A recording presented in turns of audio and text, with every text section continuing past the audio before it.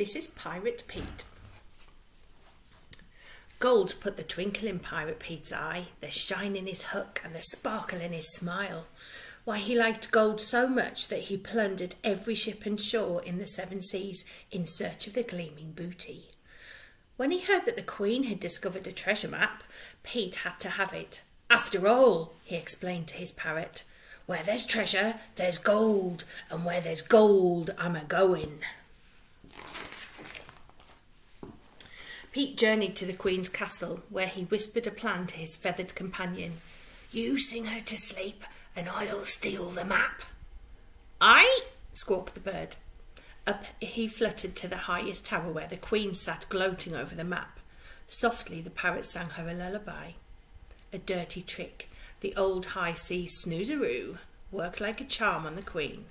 While her head bobbed like a man overboard, Pete climbed the tower and snatched up the map.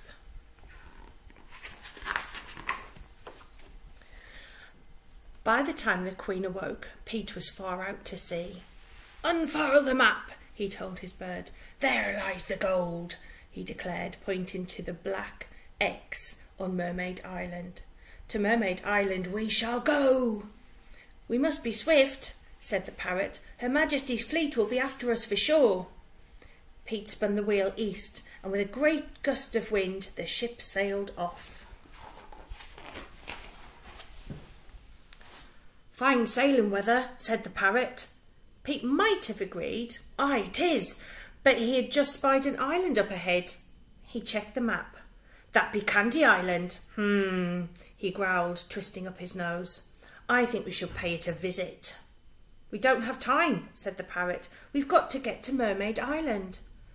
Listen up, matey, said Pete. Where there's candy, there's rotten teeth, and where there's rotten teeth, there's gold to fill 'em. And where there's gold, I'm a-going.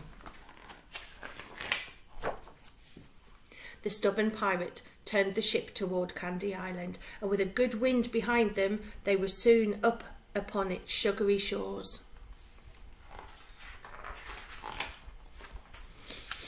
Avast, ye candy eaters, Pete ordered the islanders. Open your mouth so I can see your gold teeth. Pete picked into the mouth of every licorice-licking, toffee-tugging, chocolate-chomping soul on the island, but he'd not reckoned on the tooth-brushing. Pearly whites, he cursed. No gold, no gleaming booty. He snatched up some sweets and shoved off. I'll not veer off course again, he promised the parrot. To Mermaid Island we shall go. Fine sailing weather, said the parrot. Pete might have agreed. Aye, 'tis, but he had just spied a spot of luck. Clover Island. That's not where we're heading, said the parrot. Listen up, matey, grumbled Pete.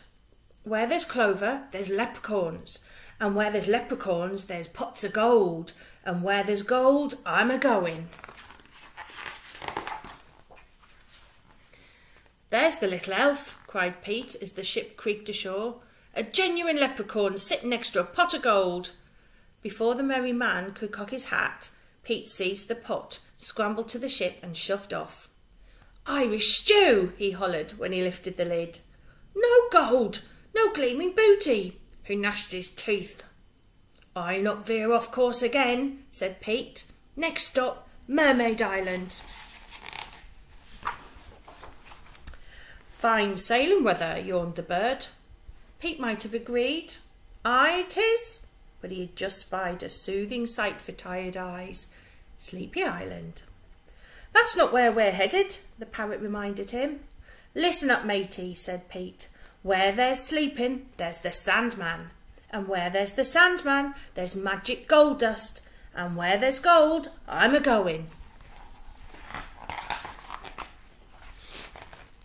Pete sailed to the snoozing shores where the Sandman was tiptoeing from bed to bed.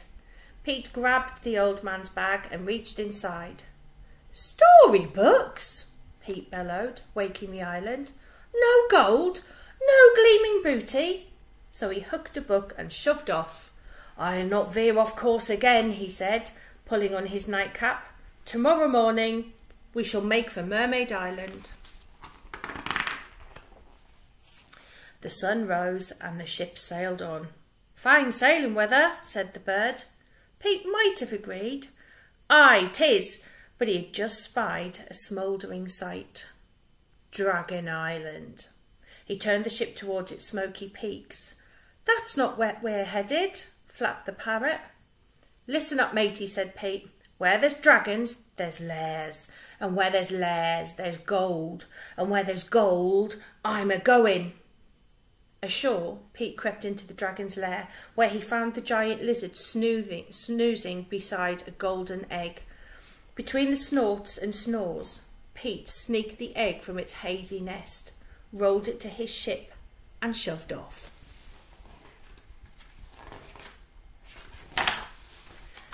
"'Tis a golden goose egg," guessed Pete. Suddenly the shiny shell cracked open. Out popped a baby dragon with a mouthful of flames. "That's no goose," cried Pete. "It's a fire-breathing lizard, and he set our sails ablaze. Abandon ship!" While the baby dragon flew off with his mother, Pete and his parrot jumped into a rowboat. The parrot watched in despair as their trusty ship sank beneath the waves with a shimmering splash. "We're done for," sobbed the parrot. "Whale bait! Shark snacks!" "Them's no sharks," said Pete. "Them's be mermaids." "We've made it," cheered the parrot. "We've made it to Mermaid Island." "Hand me the treasure map," Pete declared, crawling onto shore. After yelling out paces and counting out steps, hobbling to the right and wobbling to the left, Pete finally called, "Here 'tis! X marks the spot." Pete began digging. Then he struck something. "A treasure chest!" he cried. With a clang of his cutlass, he broke the chest's lock. The lid flew open to reveal gold! Pete sang. "Gleaming booty!" It was a pirate's dream come true. While Pete bathed in the glorious riches, a shadow fell across him.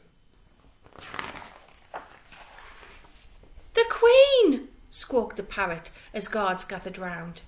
"Look here, your Majesty," said Pete, fumbling for a fib. "I got your treasure all dug up and waiting for you." But the Queen would not be tricked this time. "Take the gold," she ordered her men, "but leave the pirate and his bird here alone." Then, as quickly as they had come, the Queen and her troops disappeared. "All that work and no gold, no gleaming booty," moaned the parrot. "What's worse, we're marooned."